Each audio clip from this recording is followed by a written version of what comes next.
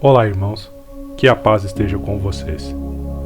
Não esqueçam de curtir, comentar e compartilhar esse vídeo, ajudando a espalhar essas palavras para mais pessoas. Quem não for inscrito em nosso canal e quiser ficar antenado em nosso conteúdo, se inscreva e também ative o sininho para ser avisado sobre os nossos novos vídeos. Em Tessalonicenses, capítulo 5, versículo 18, está escrito: Em tudo dai graças, porque esta é a vontade de Deus em Cristo Jesus para convosco. No vídeo de hoje, o palestrante Rossandro Klingen desenvolverá esse tema. É possível darmos graças em tudo, mesmo nos momentos de dificuldades e adversidades? Como podemos dar graças na perda de um ente querido, na ausência de recursos, nos desastres? É sobre isso que Rossandro falará nessa palestra. Não nos esqueçamos, irmãos, Deus é amor e nunca nos deixará desamparados. Sempre teremos pessoas ao nosso lado que nos auxiliarão a enfrentar esses momentos, que parecem castigos, punição, ou até mesmo, em nosso momento de mais raiva, acharmos ser crueldade de Deus. E se você não tiver nenhuma pessoa querida próxima, saiba que mesmo não estando nesse plano, elas estão vibrando e mandando boas energias a você. Não se esqueçam que somos imortais. E quando nos desprendermos desse corpo, conseguiremos entender muitas coisas. Muita paz e muita luz. Um grande abraço a todos vocês. E eu fiz uma pergunta bem provocativa, né? É possível dar graça em tudo? Porque tem tanto momento na vida que a gente acha que acontece coisas sem graça nenhuma, né? Quando a gente está sofrendo, ninguém acha engraçado. Quando a gente está num momento de dificuldade, ninguém acha motivos para agradecer a Deus. Mas quando Paulo faz essa proposta para nós, a gente tem que analisar em que sentido ele nos propõe o sentimento de ser grato ou de ter gratidão em qualquer circunstância. Para que a gente possa entender isso de forma mais tranquila, é primeiro entender uma lei clássica da relação de Deus conosco, né? João, no capítulo 4, no versículo 8, ele diz uma coisa muito interessante sobre Deus. Das muitas características que ele tem, João diz que Deus é amor. Então, o que a gente pode, a partir daí, imaginar? Se Deus é amor, nada, mas absolutamente nada do que ele faça não tem um objetivo amoroso. Nada. Então, tudo que nos acontece serve a esse propósito amoroso de Deus. Por isso, qualquer evento, lembrando que eles são sempre coisas que nós mesmos plantamos, qualquer evento ele vai desembocar numa atividade amorosa. Então, mesmo a dor, ela se apresenta como um recurso didático pelo amor que Deus nos tem para nos fazer acordar. É nesse sentido que nós devemos sempre imaginar que, sendo Deus objeto do nosso amor, nós sempre encontraremos nele recursos de aprendizado. Por isso é possível o sentimento de gratidão. Mas acontece que a lei de causa e efeito, ela é uma lei que sempre nos possibilita entender que o amor de Deus transcende apenas esse momento atual. Óbvio que para uma pessoa que não tem a visão reencarnacionista, como nós temos, dar graça a tudo é meio complicado. Eu fui chamado para fazer uma palestra para jovens católicos em Campina Grande, e embora eu seja espírita, eles me chamam para fazer palestras para os jovens de outras religiões. Eu só tenho cuidado de não falar de reencarnação na hora, né? Mas a gente tem muitos pontos em comuns com relação à proposta de transformação moral que todas as religiões, de uma forma geral, têm a mesma. E aí, chegando lá, havia um depoente que fazia a seguinte declaração, que ele vinha de uma viagem de Recife para Campina Grande com a filha do primeiro casamento, de 14 anos de idade, a filhinha do segundo casamento, de 3 anos de idade, e a esposa. E sofreu um acidente de carro, os 3 morreram e ele ficou. E ele dando depoimento de como foi difícil para ele, que era órfão, por sinal ainda tinha esse agravante na história dele, sendo órfão, acabara de perder a esposa e as 2 filhas. E em que condição de miséria psicológica ele se encontrava. E eu via depois dos jovens comentando aquele depoimento, dizendo assim, mas é injusto, você é uma pessoa tão boa, um servidor de Deus, passar por uma coisa dessa. E eles não conseguiam atinar como era possível encontrar justiça numa cena daquela. Sem a concepção de multiplicidade das vidas, é apenas uma coisa absurda e sem propósito. Um homem órfão perder as 2 filhas e a esposa. Então, eu não podia dizer muita coisa ali, porque se eu fosse falar o que era que ele estava por trás, aí ia ficar um conflito.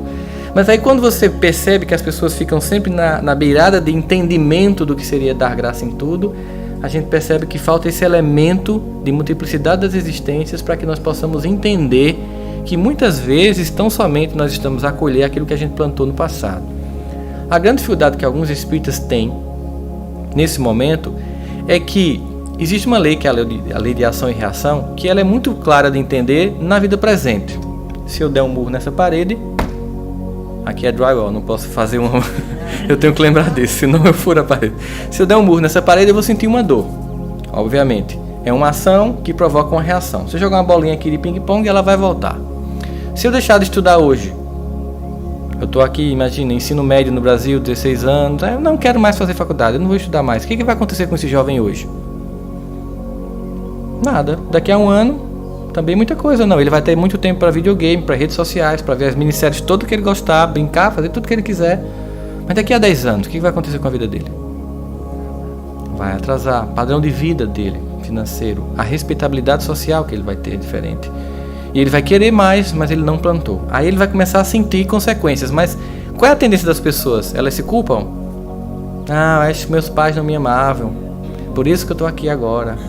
Mas quem escolheu não estudar num determinado momento da vida foi aquela pessoa. Mas ela agora está culpando, sabe, os outros, o destino, por uma coisa que ela plantou. Se a gente consegue em 10 anos esquecer o que fez e acha injusto o que está passando, imagine de uma vida para outra. Como é fácil a gente simplesmente achar, não tem sentido, eu não mereço passar por isso. Mas aí Paulo, ele vai mandar uma carta para os Tessalonicenses. É a primeira carta aos Tessalonicenses, no capítulo 5, versículo 16 a 22. Para a gente contextualizar qual é a função de Paulo no Evangelho. Paulo, ele é chamado por Jesus em Damasco. Para quem leu o romance Paulo e Estevão, sabe muito bem dos detalhes da vida de Paulo. E Paulo, se a gente for observar qual foi a finalidade de Jesus ter chamado Paulo, na minha percepção é a seguinte: não havia discípulos, por que será que teve que chamar um depois? A primeira sensação que a gente tem. O que é que acontece? Os discípulos, assim que Jesus foi crucificado, ficaram muito assustados e amedrontados com a perseguição dos judeus. Logo a gente vê aquela discussão se não vai ceder um pouco ao farisaísmo judaico com a circuncisão ou não, né? Que fica Simão Pedro pensando de um jeito, Tiago pensando do outro. E aí imagine que Jesus fundou uma empresa. A empresa chama-se cristianismo. Estou fazendo uma analogia bem grossa para a gente entender mais ou menos a função de Paulo no contexto do Evangelho. E aí quando ele fundou essa empresa, ele percebeu que para administrá-la era importante, já que ela ia ser uma multinacional, ela ia varar a terra em todos os cantos, era importante um homem que fosse o equivalente a um CEO, né? Um Chief Executive Officer. Ou seja, se você tivesse uma empresa aqui nos Estados Unidos e quisesse que ela fosse global, você ia contratar alguém que fosse versado em várias línguas, que soubesse falar, para esse de hoje, mandarim, na China, né? O espanhol, que é uma língua muito falada, o inglês, óbvio. Então você queria alguém muito versado e que também, além de falar várias línguas, tivesse conhecimento sobre essas outras culturas. A criatura mais lapidada para essa função era Saulo. Só que Saulo tem um entendimento equivocado da mensagem de Jesus. Ao mesmo tempo, Saulo tinha uma outra característica. Saulo era muito proativo. Era alguém que, quando acreditava numa coisa, ia até o fim. Então Jesus percebeu o quê? Que com Saulo ele iria encontrar aquele que poderia tirar o evangelho da Judéia para levar para o resto do mundo. E quando Saulo conhece Jesus, ele não entra num processo de culpa. É muito interessante aquele encontro, porque a maioria de nós, se estivesse fazendo alguma coisa muito errada e se encontrasse com o mentor espiritual, a gente fazia, eita, me perdoa, como eu fui, como eu errei, como eu fiz coisas erradas, olha, eu fiz isso. Ele não perde tempo com isso. Ele não fica se culpando. Ele faz uma pergunta só. Tá bom. Agora eu entendi que você é a pessoa certa, eu entendi que eu estava equivocado até aqui. A partir daqui, o que queres que eu faça? Não perde tempo em culpar-se. Ele se responsabiliza e quer mudar. Ponto. Ele pergunta isso. A essa pergunta, ele não tem uma resposta como a gente costuma ter.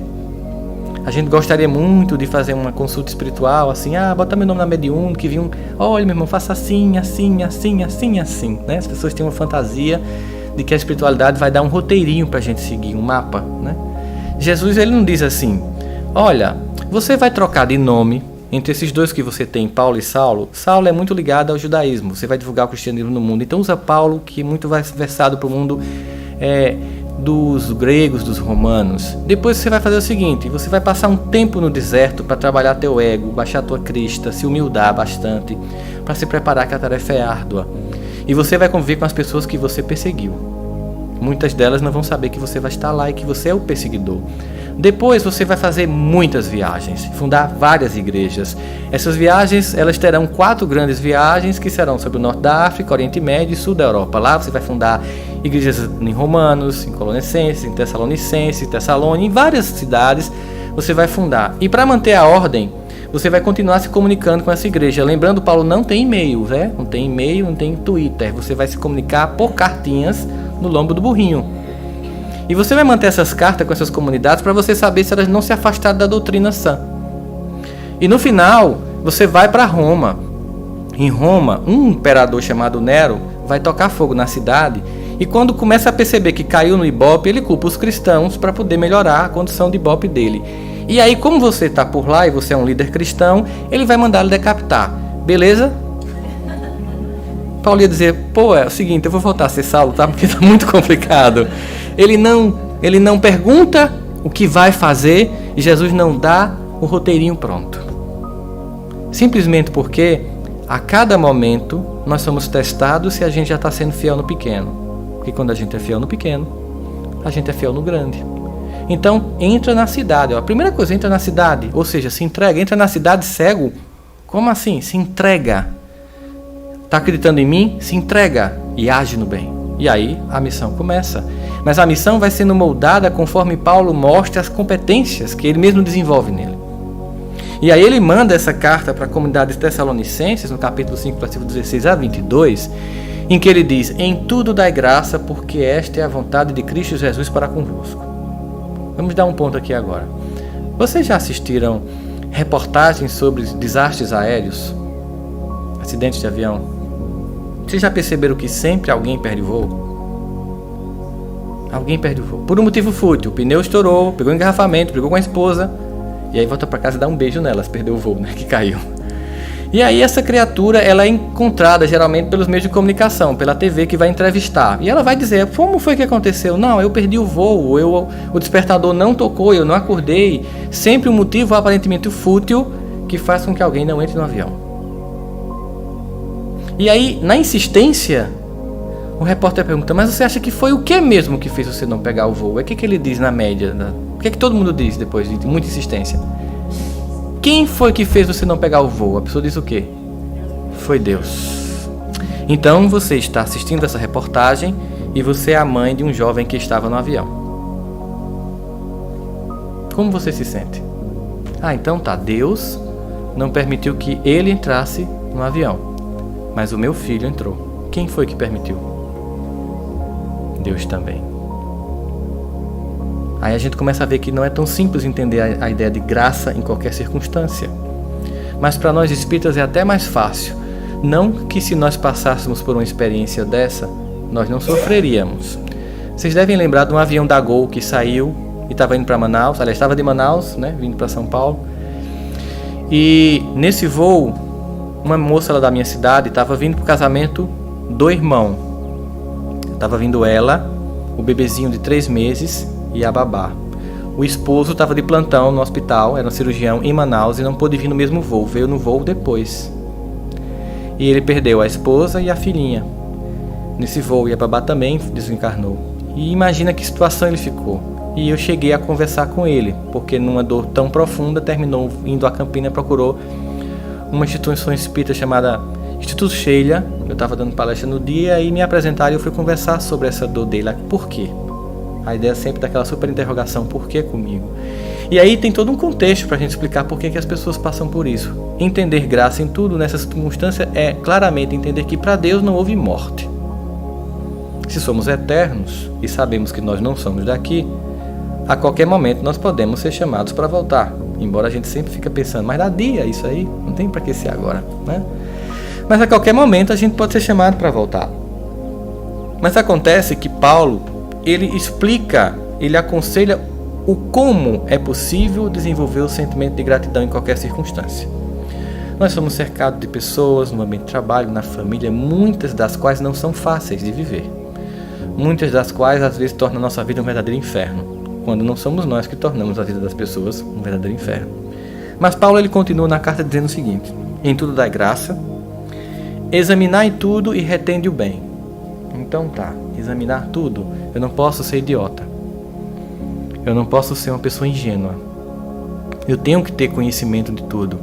Eu tenho que observar as pessoas. Eu tenho que saber que tem pessoas que não prestam. Eu tenho que saber que tem pessoas equivocadas que são capazes de me ferir. Eu tenho que observar essas pessoas. Eu tenho que observar as circunstâncias da coletividade. Mas eu não vou me reter nisso. Porque também tem pessoas que me amam, também tem pessoas que são melhores. A gente pode até fazer um teste agora, para ver se o mundo é pior ou melhor, né? Kardec pergunta, por que analisando o panorama da Terra, muitas vezes temos a sensação de que, pelo menos do ponto de vista moral, ao invés de avançarmos, nós retrogradamos, né? A gente atrasa. Ele diz, a sensação que tem, pelo menos do ponto de vista moral, é que a gente está atrasando, não avançando. E aí os Espíritos respondem, enganastes, pois se olhares bem, perceberás que a humanidade avança. Mas, olha, toda vez que vier um mais e uma vírgula, se prepara. Porque eles vão dizer uma coisinha assim que deixa a gente meio tenso.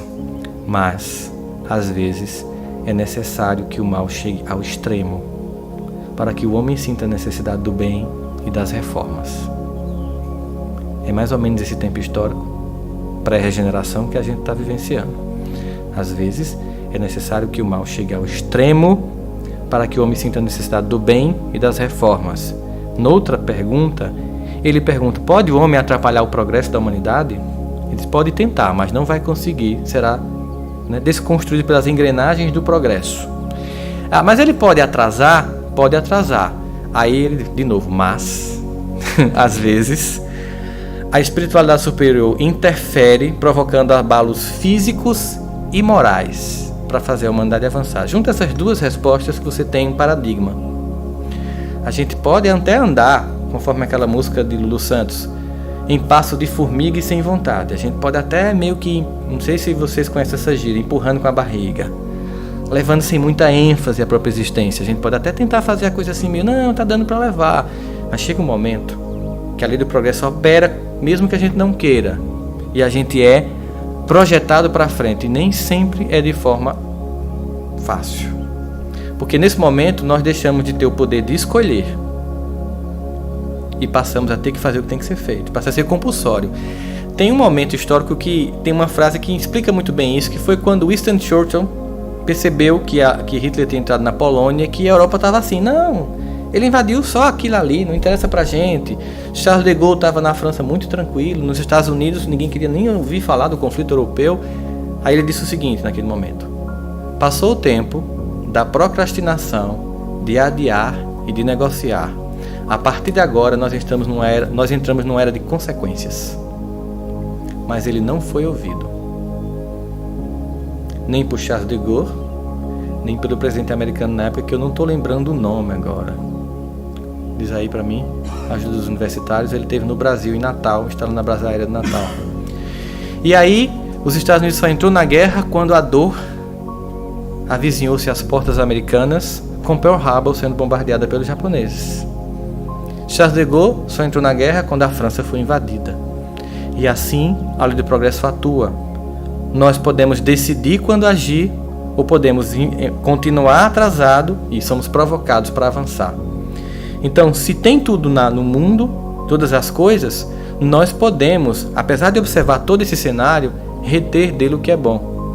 Então, quantas pessoas existem na Terra que a gente gosta, que a gente não gosta, a gente tem uma noção de que mundo a gente está vivenciando. Fechem os olhos, por favor. Queria que vocês fechassem os olhos e se concentrassem nos momentos difíceis da vida e se perguntassem assim, das pessoas que você levemente antipatiza ou até possa vir a odiar, quantas pessoas tem? Levemente antipatiza, até quantas você possa vir a odiar. Tenta contar na tua mente. Agora tenta contar na mesma mente quantas pessoas você levemente simpatiza, até profundamente ama. Muito bem, podem abrir os olhos. Eu espero que a primeira lista não passe de 10 dedos. E que a segunda vocês não tenham conseguido contar. Não é verdade? Se alguém teve uma lista invertida, pode me procurar depois que a gente conversa, sem problemas, né? Mas, se a gente observar, tem muito mais gente que a gente ama do que a gente não ama. E se tem tanta gente que a gente ama, por que a gente dá tanta ênfase a quem a gente não gosta? É escolha. É sobre isso que Paulo está dizendo. Você pode observar tudo, mas reter o que é bom. É escolha. Tem muitas pessoas desagradáveis no mundo? Tem. Retenha para você as boas pessoas. Retenha na memória as boas pessoas. Converse com as boas pessoas. Compartilhe a vida com as boas pessoas. E mesmo que você tenha que trabalhar ou conviver em família com as pessoas que não são tão boas, você diminui a ênfase que ela vai ter na sua própria existência. Isso é escolha pessoal. E aí ele continua dizendo: e abstendes de toda a aparência do mal. Então, peraí, Paulo, quer dizer que eu observo tudo, vou reter o que é bom, mas o mal é aparente? O mal é aparente. Vocês estão vendo essa sombra aqui, na minha mão? Estão vendo aqui, ó? Ela existe? Estão vendo ela ou não estão vendo? Cadê ela? Então, será que ela existe ou ela é a falta da luz? Então, a guerra existe ou é a falta da paz? O ódio é só a falta de perdão. A luz, as sombras, é somente a falta da luz. Paulo está querendo dizer o seguinte: em essência só existe o bem, em aparência e temporariamente existe o mal, porque as pessoas mais perversas um dia serão anjos. Mas o bem sempre vai existir, e eu vou escolher naquilo que eu vou acreditar e naquilo que eu vou dar ênfase, se é o mal temporário das pessoas ou o bem que existe ao meu redor. Eu também vou escolher, nas relações com as quais eu vou vivenciar com as pessoas, que tipo de trocas eu vou ter. Eu não sei se acontece com vocês, de vez em quando alguém chega pra você e diz assim: ah, fulano é muito chato, muito ruim, não gosto dele. Aí você faz: pô, achei ele tão legal, achei tem uma relação tão boa. Ah, mas comigo não tem uma relação boa. Pai, comigo nunca fez nada. Por quê? Porque João estimula em Pedro o pior lado, e Pedro enxerga em João o pior lado, porque nós temos os dois. Já Marta viu em Pedro o melhor lado, e por isso mesmo ele projetou nela o melhor lado dele.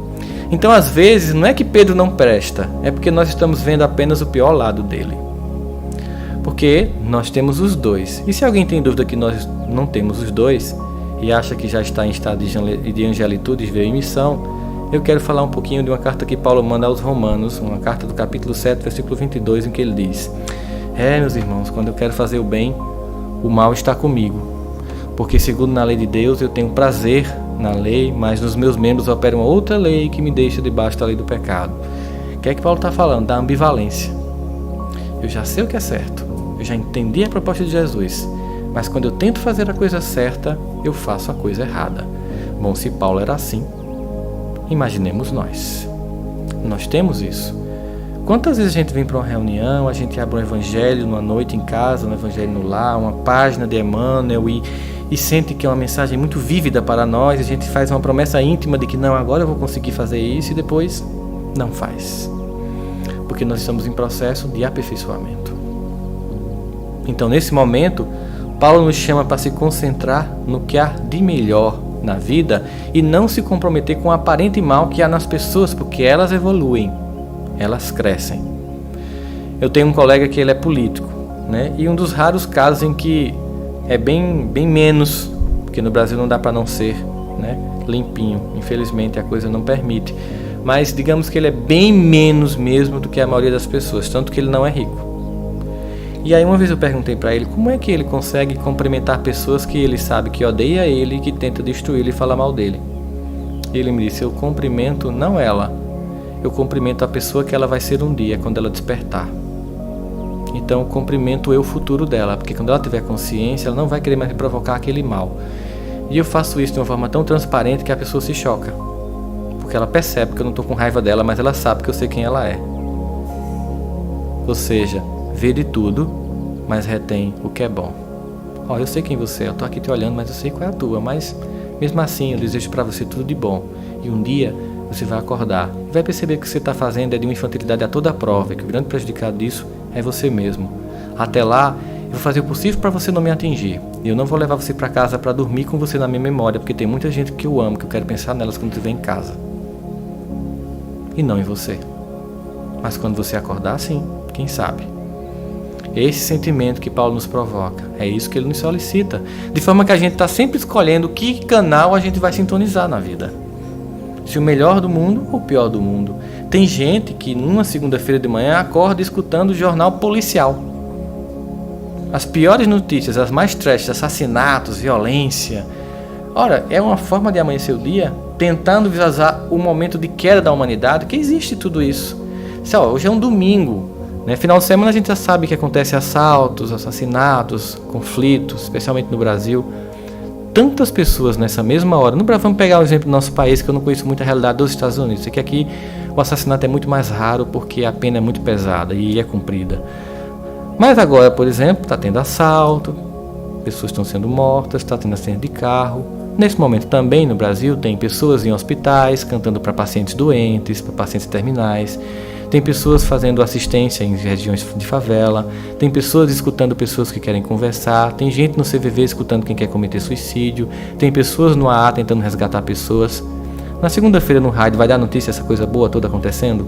Não vai. Há uma ênfase no mal na humanidade. Por isso Jesus dizia, o mundo jaz no maligno. Há uma ênfase no mal, mas o bem existe. É uma questão de querer enxergar, e por isso que ele dizia, quem tem olhos para ver, veja, quem tem ouvidos para ouvir, ouça. Mas nós vamos escolher aquilo que nós vamos enxergar. Uma outra coisa interessante é que, com relação mesmo à ideia de em tudo dai graça, uma das histórias que mais chama atenção para a gente no Velho Testamento é a história de Jó. Vocês já leram a história de Jó? Que é aquele homem que está lá, na vida dele bem tranquila, e de repente começa a haver um conflito entre o Satanás e Deus para mostrar que Jó é o não fiel. Claro que é uma história que, se a gente for ler ao pé da letra, ela é desprovida de sentido, porque imaginar que Deus, para provar que é Deus, vai acabar com a vida de Jó para poder convencer o Satanás, é complicado. Imaginar Deus com crise de identidade. Eu vou mostrar que eu sou Deus. É complicado. Mas acontece que ela, na verdade, tem mais um tom de parábola. Mas no final de tudo que ele passa, no final o que acontece com ele? Ele perde tudo que ele tinha, ele era um homem muito rico, perde todos os jumentos, as cabras, os camelos, tudo, a casa cai, os 10 filhos morrem. Depois ele começa a ter doenças e chagas vivas no corpo e continua tendo fé em Deus. E a mulher dele, mas você continua acreditando nesse Deus depois de tudo que lhe aconteceu? Como se fosse assim, mas você não tem culpa por estar passando por isso, você continua crendo nesse Deus? E ele responde, porque eu sei que o meu Redentor vive e que por fim se levantará sobre a face da terra. Ele aqui estava fazendo referência à promessa dos profetas de que viria o Messias, que é Jesus. Ele não conhecia ainda, porque não tinha vindo. Mas a crença na vinda do Messias já alimentava ele. E ele diz, na verdade, que deveis dizer? Por que me perseguem? Pois a raiz de toda acusação se acha em mim. Lei de causa e efeito. Ou seja, eu estou passando pelo que eu estou passando porque eu mereço passar. E aí ele termina dando um alerta para todos nós. Temei-vos, vós mesmos, a espada, porque o furor traz o castigo da espada, para saberdes que há um juiz. Olha só. Tema o poder, tema a espada, porque o furor da espada vai trazer consequências. E essas consequências vão ser punidas, para que todo mundo saiba que há uma lei no universo que controla tudo isso. Então não tome da espada. Quando a gente chega em Mateus 26, no capítulo 52, Jesus no Gólgota para ser crucificado, você imagina se você está com uma pessoa que você ama muito e a polícia chega para prender, para matar, e você sabe que a pessoa é completamente inocente, o que a gente faria? Imagina seu filho, ele é inocente, ele foi acusado injustamente, a polícia chega e você sabe que ele vai ser assassinado. Como você se comportaria? Agora imagine que essa criatura que vai ser morta não é nem seu filho só, mas é a criatura que você mais amou e que mais enxergou amor durante toda a passagem dele sobre sua vida. Que era o que acontecia com os discípulos de Jesus no Gólgota. Simão Pedro pegou a espada e, que era isso? Você não vai matar essa criatura que eu amo. Pegou e decepou a orelha do soldado romano. E aí Jesus faz o quê? Jesus cita Jó. Por isso que a gente tem que entender, gente, primeira revelação, segunda revelação, para entender terceira revelação. Tem que entender Torá e Velho Testamento, tem que entender Evangelhos para entender doutrina espírita. Não dá para você fazer a universidade sem um ensino fundamental e o médio. certo? A gente precisa disso. E ele está fazendo aqui uma citação de Jó. Por isso que Jesus disse: embainha a tua espada, pois todos os que lançam a mão da espada pela espada perecerão. Lei de causa e efeito. A mesma coisa que disse Jó: temei a espada, porque o furor da espada traz o castigo da espada. Ele estava no momento de dor, ainda mostrando a compreensão que ele tinha da lei. Estava citando a Torá para dizer a ele, a Pedro, que ele tinha que passar por aquilo. E ele era justo. E ainda assim disse: Pai, que seja feita a tua vontade e não a minha. Naquele momento, a gente começa a perceber que existe um componente a mais na lei de Deus que suaviza a nossa vida. Chama-se misericórdia. A misericórdia de Deus atua, se a gente fosse fazer grosso modo de comparação, assim: se nós acertamos uma vez, ganhamos 10 pontos. Se nós erramos 10 vezes, perdemos 1 ponto. Porque a misericórdia dele, e aí quem diz isso é Elias, impede que sejamos consumidos. Ele diz: porque Deus tem misericórdias todos os dias novas em nossas vidas. Porque a gente erra facilmente novas coisas todos os dias. E essa misericórdia ela é muito entendida numa história que é de Bosco, um santo católico. Não sei se vocês já ouviram falar da biografia de Bosco. Ele era uma criança que a gente chamaria de hiperativa numa época que não tinha Ritalina, certo? Bem daquela danada. E um dia a mãe dele saiu e ele subiu na cozinha para pegar um pote de óleo, e o pote quebrou, caiu, melou a cozinha inteira. E aí quando ele viu que tinha feito aquilo, ele já sabia o que ia acontecer, né? O comportamento da mãe, ele já entendia todo ele. Aí ele pegou, limpou o óleo, tirou os caquinhos. Aí a mãe, sempre que ele fazia uma traquinagem, pegava um pezinho de planta que tinha no quintal da casa e puxava um galinho para bater nele. Ele pegou o galinho, puxou, tirou as frespas, deixou lisinho para ficar melhor de bater e ficou esperando a mãe na porta. E quando a mãe o viu, ela disse: o que foi que houve? Porque assim, esposa e mãe sabem tudo antes que a gente abra a boca.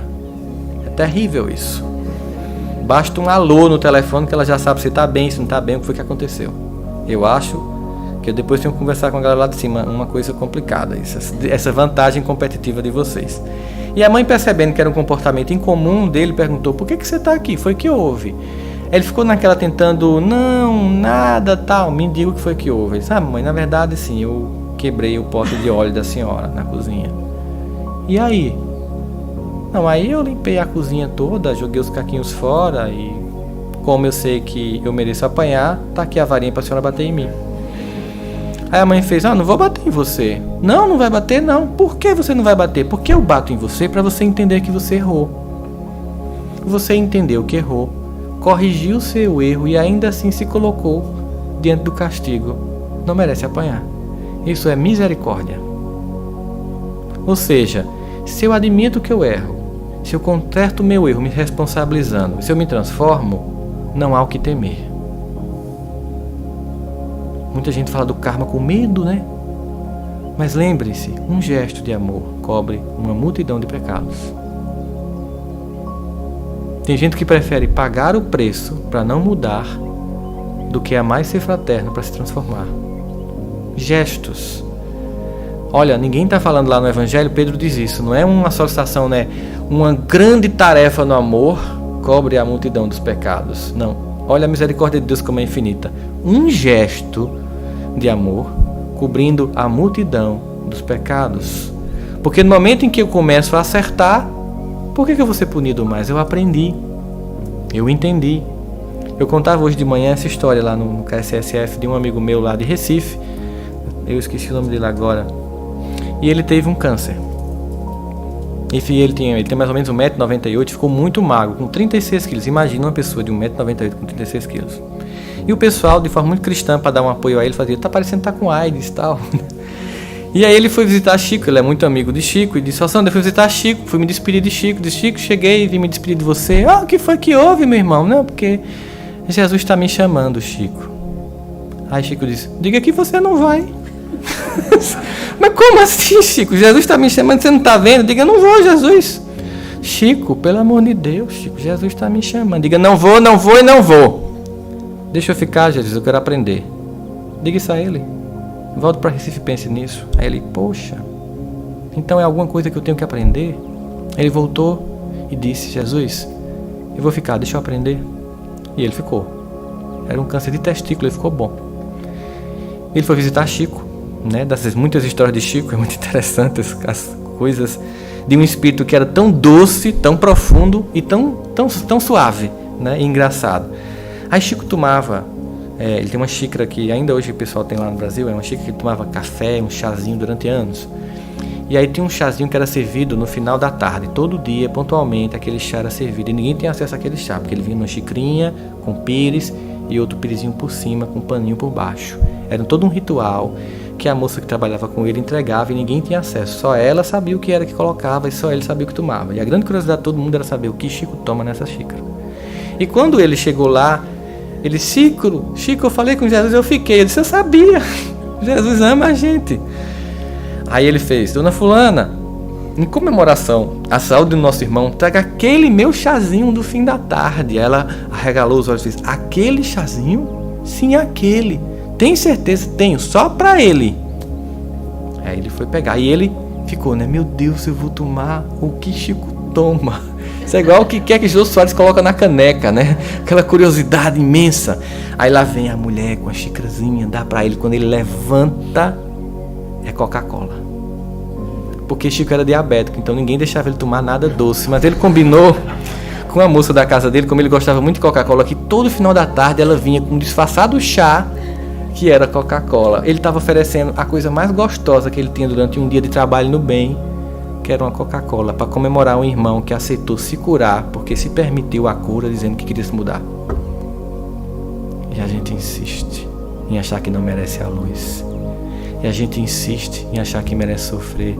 E a gente acha que ser espírita é ser sofredor. Isso é uma visão equivocada da doutrina espírita. A doutrina espírita não prega sofrimento. Apenas diz que nós escolhemos sofrer para aprender.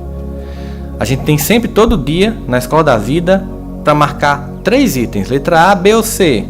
A, aprenda pelo amor. C, aprenda pelo conhecimento. Né? A B, aprenda pelo conhecimento. C, aprenda pela dor. A gente marca C. Mas não é a opção. Não é a única opção. Então, a doutrina espírita não prega sofrimento e dor como condição de evolução. Sofrimento e dor é o último recurso didático de Deus para nos fazer crescer. Mas não é uma imposição de Deus. É uma opção humana da ingenuidade, da infantilidade, da imaturidade, da fuga. Porque quando nós nos responsabilizamos, nós agimos no bem e a gente sabe o que pode fazer. E a gente transforma as coisas ao nosso redor. É nesse sentido que a misericórdia de Deus é infinita em nós. E aí, o que a gente entende praticamente é que uma das coisas que é o contrário da gratidão é a lamentação. O que é o contrário da gratidão? Ela é a lamúria. Eu sofro, minha vida é tão eu sou psicólogo como Rosana, e a gente atende tanta gente que chega assim e diz assim: você não sabe como é a minha vida. Você não sabe o que eu passo. É impressionante como as pessoas acham que elas têm o maior sofrimento do universo. Como elas são tão autocentradas no ego infantil que elas acham que ninguém pode sofrer mais que elas.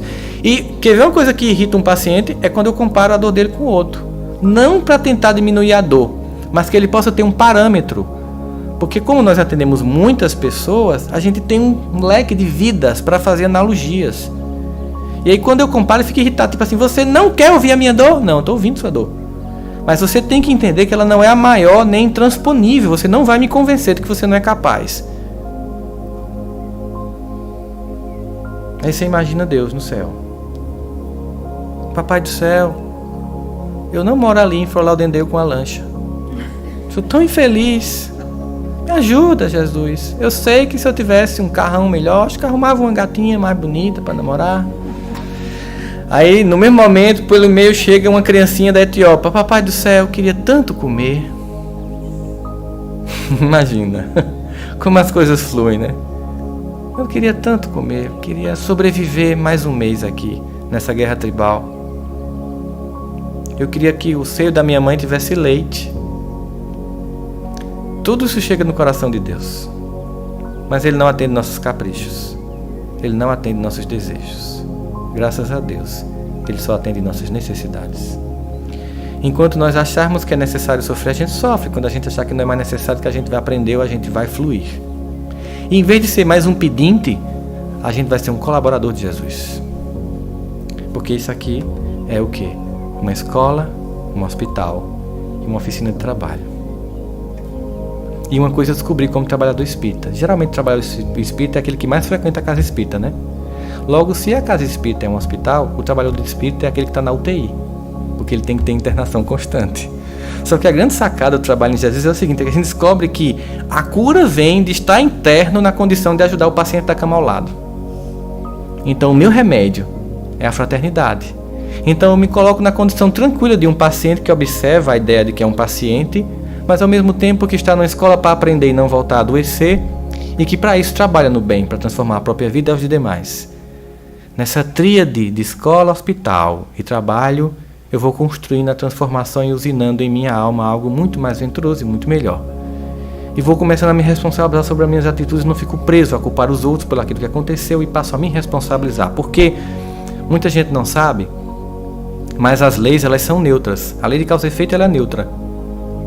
Ela não tem um valor moral em si, ela é neutra. Tudo que você faz volta para você. Tudo de bom e tudo de ruim. A disciplina também é uma lei neutra. Para a vida dar certo tem que ter muita disciplina. Renato Russo até que tem uma música que diz que disciplina é liberdade. Que interessante, né? Parece incongruência, porque disciplina parece prisão. Mas na verdade a disciplina lhe traz a liberdade. Por isso que Chico ouviu do Emmanuel, disciplina, disciplina e disciplina. Disciplina é liberdade. Só que eu tanto tenho disciplina para dar certo, como eu tenho que ter disciplina para dar errado. Uma vida dá errado com muita disciplina. É preciso muita disciplina para uma vida dar errado. Para um casamento dar errado, é preciso muita disciplina. De vez em quando chega alguém no consultório, no atendimento fraterno, meu casamento não tá bom, mas como foi isso? Não, de repente, não foi de repente, não tem a lei do de repente. Essa não existe. Foram dias e dias de indiferença, anos e anos de piadinha, de olhazinho, sabe, de comentários sórdidos, até que aquela pessoa que um dia você prometeu amor eterno e se apaixonou, se tornou um estorvo na sua vida e você na dela. Mas foi muita disciplina para isso acontecer. Para você não dar certo na vida é preciso muita disciplina. Você tem que assistir todas as minisséries, conhecer os personagens, ler os blogs, saber como é que eles estão a vida lá fora, com aqueles casais que se separaram. Tem que ter muita disciplina para perder muito tempo com futilidade, depois a vida está muito ruim. E aí, na hora que isso acontece, você finalmente entende que não está bom a vida, aí você quer culpar o pai, a mãe, o governo, a situação, mas você plantou.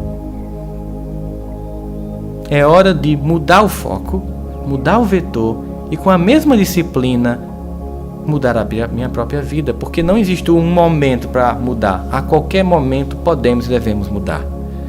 O profeta Jeremias ele vai dizer exatamente isso sobre a misericórdia de Deus no sentido de nos dar oportunidades renovadas de mudança. Ele diz no capítulo 3, versículos 22 a 30 a 23: as misericórdias do Senhor são a causa de não sermos consumidos. Olha como ele é forte, Jeremias. A gente é tão devedor que a gente só não é consumido pela lei, pela dureza fria da lei, porque ela é atenuada pela misericórdia de Deus. Porque as suas misericórdias não têm fim, novas são a cada manhã, e grande é a fidelidade que Ele tem para conosco. Contamos diariamente com essa misericórdia. Existe uma música da evangelização infantil espírita lá em Campina Grande que a gente canta para as crianças, que é muito interessante, fazendo referências a essa ideia de vê de tudo, observa, mas retém o que é bom. É assim: se sinto a dor tentando desabar, a beleza que há e já abrigo em mim, se sinto que as trevas tentam me anuviar, querendo me mostrar que a dor não tem fim, ou seja, eu estou vendo só o lado negativo da vida, estou vendo a dor, tudo isso, eu paro e mudo meu vetor emocional. Eu tento logo recontar todas as bênçãos que há entre os olhos de alguém ou no aconchego do lar. Canto pela vida, pelo que tenho e virá. Apesar da ferida, tenho tanto para amar. Eu vejo, eu observo, mas eu mudo o vetor. E olha, que observar o lado negativo da vida é complicado, porque às vezes a gente fixa. E quando a gente fixa, a gente cria uma monoideia. E quando cria uma monoideia, somos um forte candidato à depressão. Porque só vemos o lado ruim da vida. Tem uma música de Djavan que diz assim: num dia triste, toda a fragilidade incide. Quando você está mal, você lembra de tudo de ruim.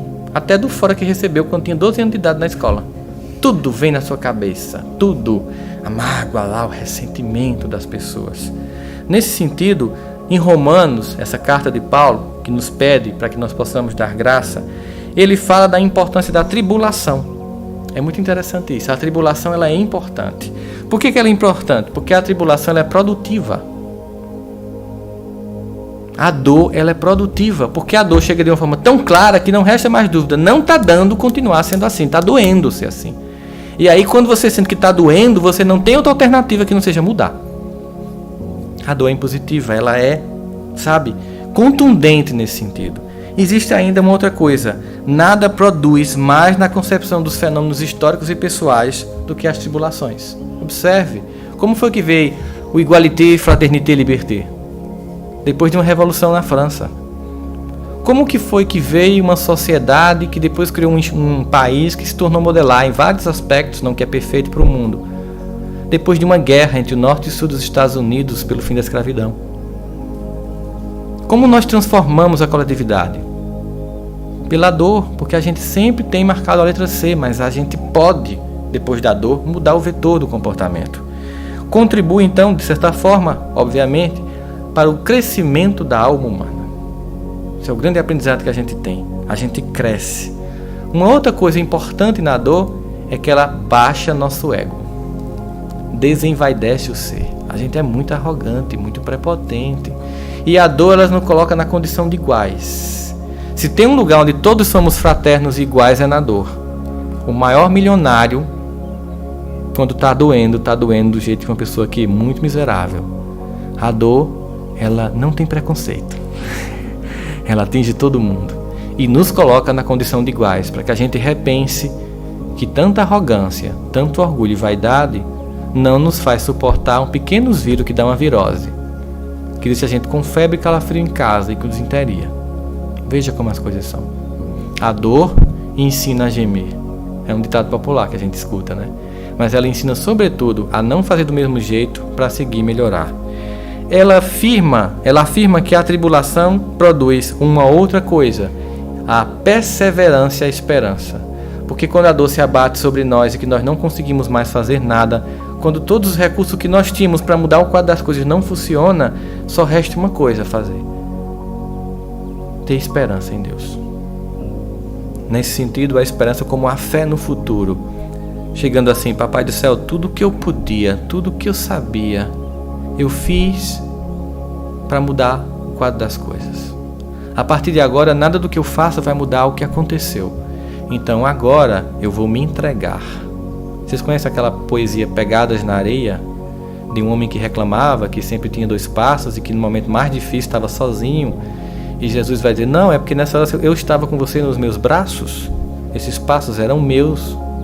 É mais ou menos nesse sentido. Nessa hora se entrega, se joga, porque ele convida, vinde a mim, vós que estáis sobrecarregados e cansados, que eu vos aliviarei.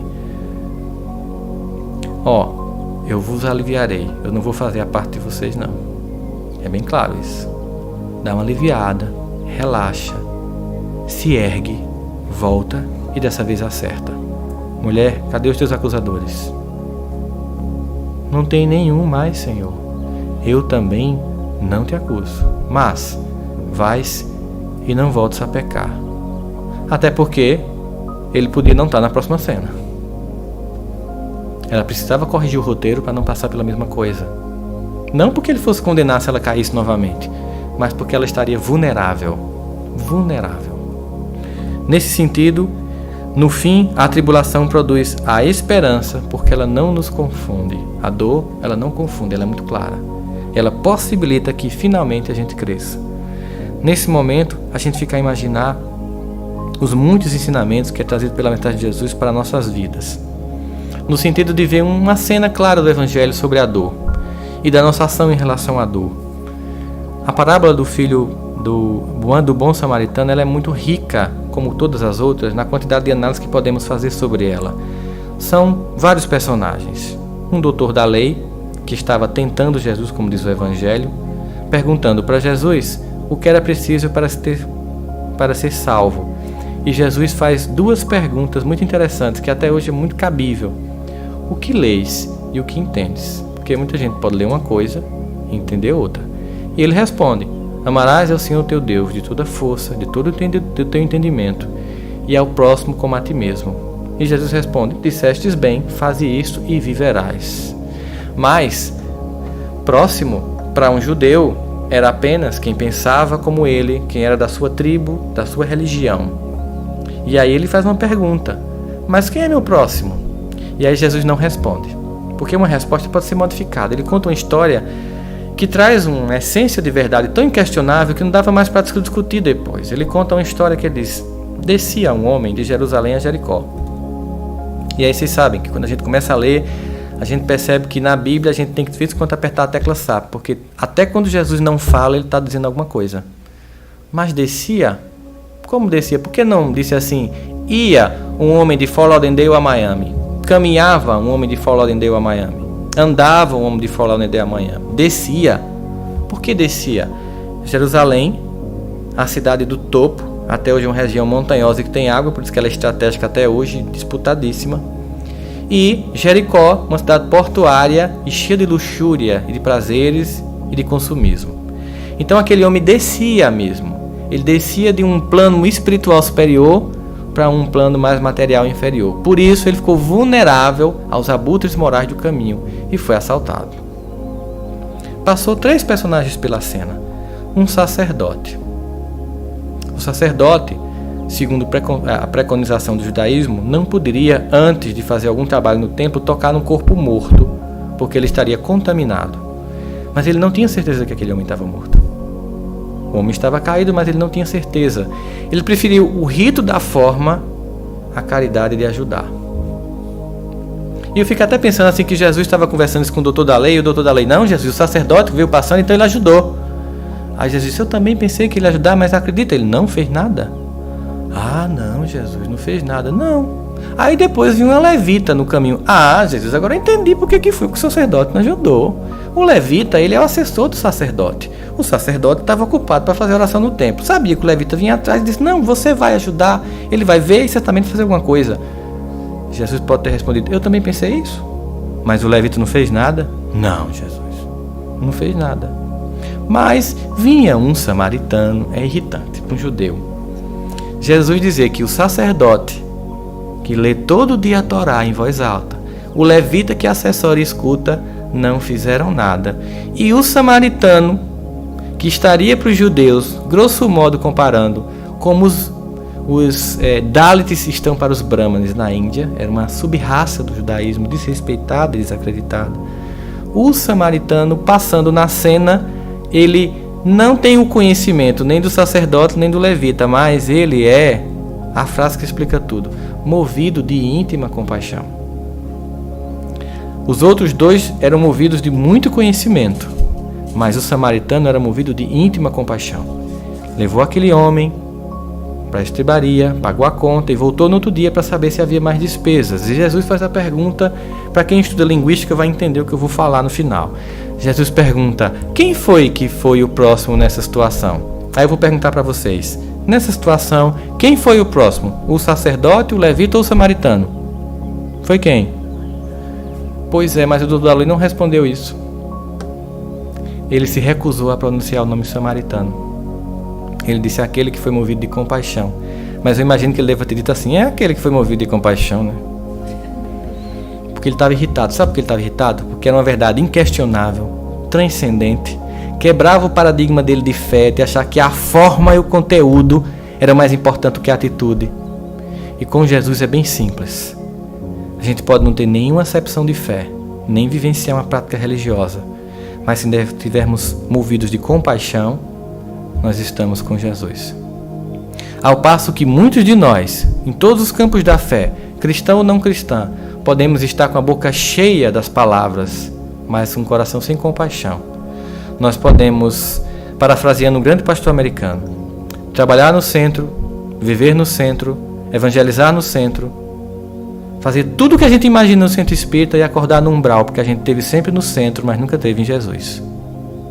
E o grande objetivo de nós estarmos aqui é entender que Ele é para nós não um objeto de culto. Jesus não é um objeto de culto.